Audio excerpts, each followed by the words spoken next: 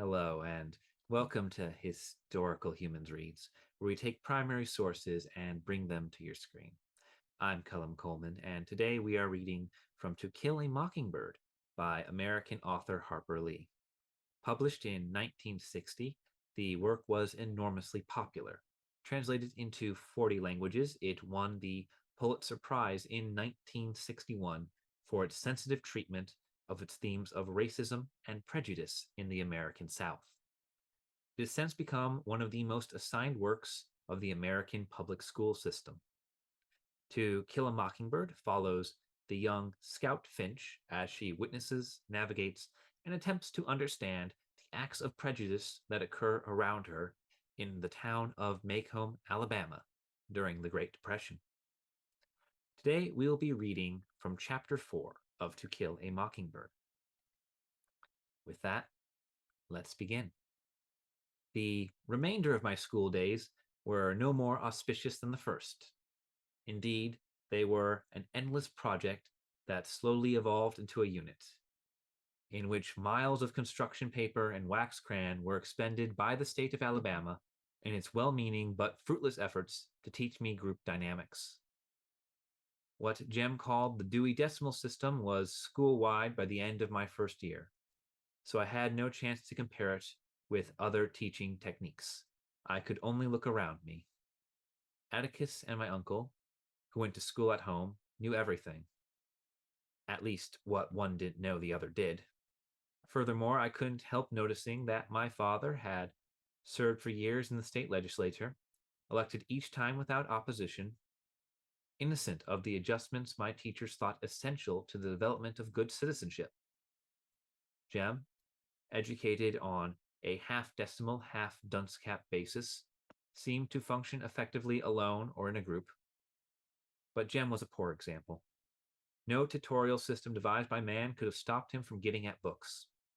As for me, I knew nothing except what I gathered from Time magazine and reading everything I could lay hands on at home. But as I inched sluggishly along the treadmill of the Maycomb County school system, I could not help receiving the impression that I was being cheated out of something. Out of what I knew not, yet I did not believe that 12 years of unrelieved boredom was exactly what the state had in mind for me. As the year passed, released from school 30 minutes before Jem, who had to stay until 3 o'clock, I ran by the Radley place as fast as I could, not stopping until I reached the safety of our front porch. One afternoon, as I raced by, something caught my eye, and caught it in such a way that I took a deep breath, a long look around, and went back. 2 live oaks stood at the edge of the Radley lot. Their roots reached out into the side road and made it bumpy. Something about one of the trees attracted my attention. Some tinfoil was sticking in a knothole just above my eye level, winking at me in the afternoon sun. I stood on tiptoe, hastily looked around once more, reached into the hole, and withdrew 2 pieces of chewing gum minus their outer wrappers. My first impulse was to get it into my mouth as quickly as possible. But I remembered where I was. I ran home, and on our front porch I examined my loot. Gum looked fresh. I sniffed it, and it smelled all right. I licked it and waited for a while. When I did not die, I crammed it into my mouth. Wrigley's Double Mint. When Jem came home, he asked me where I got such a wad. I told him I found it. Don't eat things you find, Scout. This wasn't on the ground, it was in a tree, Jem growled. Well, it was, I said.